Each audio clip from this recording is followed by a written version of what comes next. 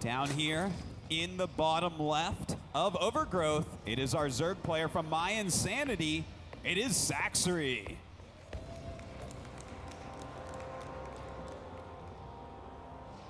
And in the top right, our Liquid player, a multiple-time DreamHack champion, it is Liquid HerO.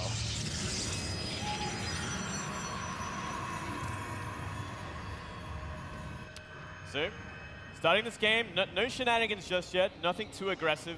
I'm sure these players will kind of want to start out the group pretty safe, kind of feel out the other player before they start showing too much of their strategy and their style for this tournament.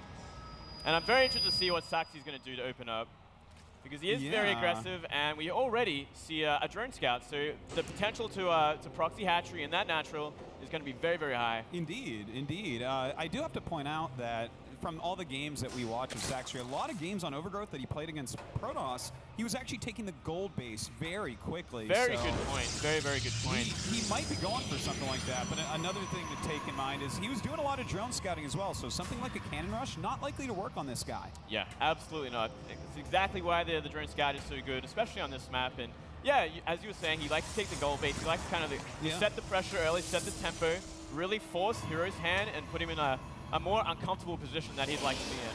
That's right. Well, we do have that proxy hatchery, still playing the type of style that he's kind of been known for recently. Yeah, I mean, he showed this in Home Story Cup, I believe, very, very recently, so I'm sure HerO was kind of expecting it. He already had a pylon to kind of identify if there was going to be a drone scout, and he is reacting to it sufficiently enough, bring enough probes to kind of cancel it. Absolutely, and he even made the forge in his main base. So, you know, he's still taking a very economic approach to this game. You know, you do something like a gateway, it could take a long time to stop the hatchery, could get annoying. But I like how he's opened up here. This has been a good counter to what Sacsri's doing. Yeah, I completely agree. And we already see a pylon block at the natural of Sacsri as well. So he's not going to really get ahead with economy. I think the hatchery should be able to be eliminated before anything can really start for the Zerg as well. So it's going to kind of start off with a bit of a wonky start, but it's going to be pretty even. That's right, and you know, this type of situation, we saw at Home Story Cup, actually a lot of players didn't really deal with the way Sacsri was doing this correctly, and he was able to just overwhelm them. But it feels to me like HerO is just on top of everything. Look at this, he's forcing the cancel, he's going to be able to knock this down as well, and he's a very good micro-intensive player, so I think he can have a nice aggressive follow-up here. I mean, look at this, we see a pylon in the natural, a pylon in the third base, and the probe was following the drone to the gold as well. So, I mean, Sacsri has pretty much nothing going for him at this point. The next starts ahead, and that was only one cannon commitment to deal with that hatchery as well. Yeah. Which we've seen plays in the past overcommit to that. That's right. A lot of times you'll see him throw down two, but he did send the probes down, so he had the time to kill it off. Now we do have, it looks like Sacsri is taking this gold. He's going to be taking his natural as well, but the gold base, Moonglade. Talk to me about Zerg taking the gold base against Protoss, because this is very tricky to deal with. It is very tricky, and it kind of puts Protoss more on a timer than anything else. Like, they have to figure out which way they want to deal with this, and I'm sure HerO has kind of seen the recent games and knows, okay, he likes to do this, so obviously I'm going to have to find a decent follow-up, either a timing, or I'm going to have to play some sort of style that's going to do well against a massive swell of early game units, which is pretty much what it's all about. Like, if you're going to try and attack into a gold base, he's going to have such a big army by the time you come. Yeah. Specifically with like lings and roaches more than anything else. So, I mean, it's all up to HerO now. The pressure is on HerO. He has to find a way to deal with this before it just gets out of control in the mid game. Certainly you are right about that, Moonglade. We'll see what he wants to do. I got to say, I like Robotech against this. I like a lot of sentries against this, because that huge amount of ground units can be very difficult to deal with. So we'll see what he goes for, but he's already started that third gas, so that is a lot of gas income coming for him. Yeah, but only 3 gases, not 4, not a complete commitment just yet. So I kind of get the impression he does have a timing in mind. And I mean, from here, 3 gas, I kind of get the impression it could be a Blink Stalker. But we don't really see Stalkers on the map just yet either. I mean, like, it could be Immortal. Or he could just go for a third base with +1, but I feel like that'd probably be the worst choice, considering the timings that Sacsri can go for. Well, it looks like he's actually going to go for a proxy Stargate. Now, I normally don't like Stargate against a gold base. You have to do a lot of damage with your Oracle, but he's proxied it, so it's going to be pretty hard to scout. Yeah, this is probably the only way you can do Stargate really efficiently against this kind of style. I mean, it's so close, and it's going to give such a small reaction time for Sacsri to get those spores down. is you have to have at least one Spore to deal with an Oracle or a lot of Queens in your mineral. Yeah. Well, he doesn't actually have any spores yet. Sometimes we do see Zergs go ahead and just grab the spore right away if they're not sure what's going on, but that hasn't been the case here for Sacsri quite yet. Yeah. In the meantime, oh my god, is he actually going to take a third while going proxy Oracle? This is very ambitious here, and kind of a chance to move here, because, I mean, if the Oracle gets shut down, I mean, Sacsri can just follow up with a Ling Roach timing, completely cancel the third, contain, go into Muta, go into Hydra, do whatever he wants to do. And he's already scouted that the probe was at the third base, and he's dealt with it, so he's like, okay, you're going to try attack and expand at the same time.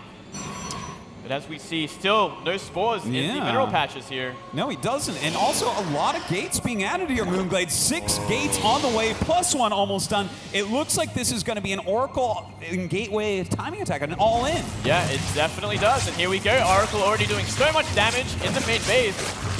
How many kills has that got now? 6 kills already. Oh, man. 7? Oh. Well, that's a successful Oracle, no doubt about it. Even denies a bit of mining time as well. And with a second Oracle on the way, +1 finishing, 6 or no, it's going to be 7 gate attack here. I don't know that Sacsri can hold. Well, I mean, we see Sacsri going for a Hydra Den already. If he gets that finished in time, he's getting Group Spline, so he will have pretty early range as well. It's just about getting there, getting those Hydras in time before this timing attack with Gateways happens. And if he gets enough, he can crush this. Well, it looks like these Speedlings going to put an end to that, surrounding the Stalkers, getting the probe. This means that there's only one pylon out on the map. Going to be a lot harder to pull this attack off. Yeah, absolutely here. And we see a massive, massive warp in of mostly Zealots here, which is going to do very, very well until those Hydras come out. So it's going to be up to Sacsri to pick his fights very, very smartly here. He cannot fight with just Zerglings. And, I mean, these 2 Oracles as well are going to help so much against Hydras. Oh, yeah, seriously. And with those 4 Stalkers in the background, with this probe bringing up another pylon, so he has closer warp-ins, this is going to be hard to hold. But we'll see if Sacsri can do it. He does have quite a few units right now. He does, he does. He kind of has a position as well. He can come from both sides here, and that's a lot of Stalkers being warped in as well. It's going to be such a messy fight here. Sacsri coming from both ways. He will have to use his density very, very efficiently here. All right, well, the Oracles do get turned on, taking out so many Lings. That was a very nice time warp right there, really ruining the day of these Zerg units. But a good defense so far with these Hydras in the natural. Oh, at the same time, Hydra's kind of tanking everything. He should be behind that Spore Crawler for these Oracles to finally get taken out, but that's so many Gateway units. Oh, man, look at all those Stalkers. Almost nothing left for Sacsri. He is making a lot of Hydras and Lings, though. So we'll see if he can hold on. But already his natural looks like it's going to go down. Yeah, the most awkward thing about this, even if you can make this many units, like, you're in such an awkward position. Your production is in the center of this army here. So everything coming out is getting picked off. They're all coming from different sides. It's such an ineffective way to fight. And a great force field on the ramp to the main. And look at this, the Zealots chasing back the slow Hydras. They do have range, but no speed as of yet. Still working on this hatchery. Looks like he should be able to get it. It does go down. So far, a very successful attack, but I don't think it's going to end the game. Yeah, I think so too. I think this gold base has held on for so long. There's been no attack, no harass at this gold base. So there's still such an income advantage here for Sacsri. Well, he does warp in some more units. No real tech to speak of here from HerO, aside from a Stargate and no Stargate units out. So it looks like this rush could just straight up be done, and we might actually see this game normalize a little bit. Yeah, I think you might be right. I mean, we're still seeing some warp-ins here from HerO, so it looks like he wants to completely all-in, completely commit to this. Sacsri's going to have to be very, very careful. There's 4 force fields in this army. He can't cut it in half. He's got to be very, very careful with positioning here. It's such an awkward position for Sacsri to be in. Yeah, well, he does have some creep up here, so can move a little bit quicker. Still no Hydra speed. He does push forward. He's Lings in the front, taking the tanking, and it looks like he's still holding him off. He's holding him off. If he can get this pylon, it'd be such a critical hit here, but that is a lot of Gateway units, even for Hydras to deal with. Well, he is actually losing quite a few here. A little bit sloppy by HerO, poking up the ramp and then turning around so many times. He does move up the ramp now. Some good force fields going down. Going to pick off quite a few Hydras, but with that concave behind the force fields, he can't push anymore. Yeah, absolutely. There's simply too many Hydras at this point, and we're going to have to see HerO transition, and we already see him making probes, so he should be going for that Robotech, maybe going into Colossi.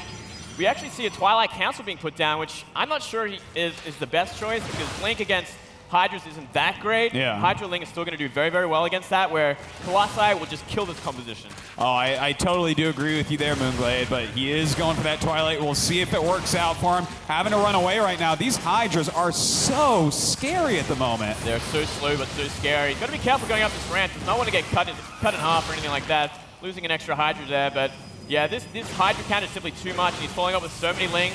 Sacsri just wants to kill at this point. And look at the Sim City for HerO. He can't even get into his base. He's stuck right now. A tiny little area. He does throw down a force fielder. The lings actually coming up. Those could be a problem. Good force fields, though, keeping most of the Hydras back. Yeah, very true here. Big exchange here. Definitely Sacsri taking the advantage. And more lings streaming up the map here. So as long as he keeps these Hydras alive, he can just simply do enough damage and trade very, very efficiently. Well, he's picking off quite a few of these at the moment, but very little sentry energy left, almost no sentries left as well, and with this constant spill of Zerglings up here, this is a great trade for Sacsri. The Hydra's kind of run dry at this point, and looks like HerO is going to clean up this, and HerO still maintains a supply lead of 9 supply at this point. So, you know, it's 60 to supply to 50, like very, very low econ, high aggression here. And from here, I think Sacsri has to get his third back up and running, because he's not going to kill at this point. He's still making Hydras, but there's +2 and there's Blink on the way.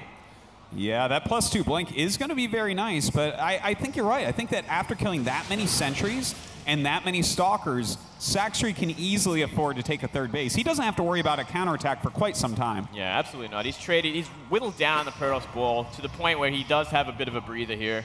And he has to kind of get on top of scouting as well. He has to see what HerO's next step is going to be. Is it going to be Colossi? Is it going to be Blink? Is it going to be a third base? It could be anything at this point, which is so dangerous for a Zerg to be in.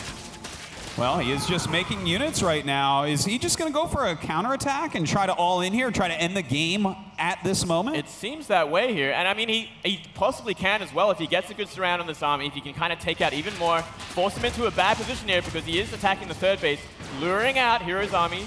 And there's more and more lings on the way as well, and there's a decent Hydra count to back this up. Well, more Hydras on the way still. Continuing to poke up there. Going to take these rocks down so he can move around and attack more areas quite quickly. Yeah. And, you know, it's hard to say. Do you think he's going to be able to actually break through?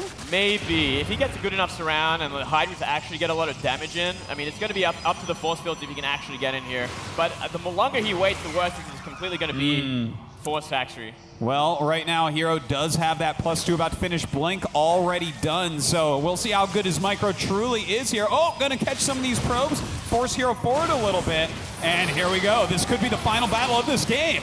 It could be indeed here. Decent force fields, zoning out the Hydras is the most important thing here. You can take out unlimited Zergs with this many Stalkers. It's all the Hydras that are gonna do the damage. Well, right now, he's actually doing a pretty darn good job. Some good blinks coming out from HerO. Really not losing his stalkers, but he doesn't have sentries left, so he's got to make these blinks count. And he's making them count. There's simply not enough Hydras here to do enough damage. It's GG. HerO takes the first game. Very, very, very intense game. Yeah, indeed. We definitely saw everything that we were kind of expecting as well, Moonblade. We were. You know, we saw the offensive hatchery. We saw the gold base taken. We saw a very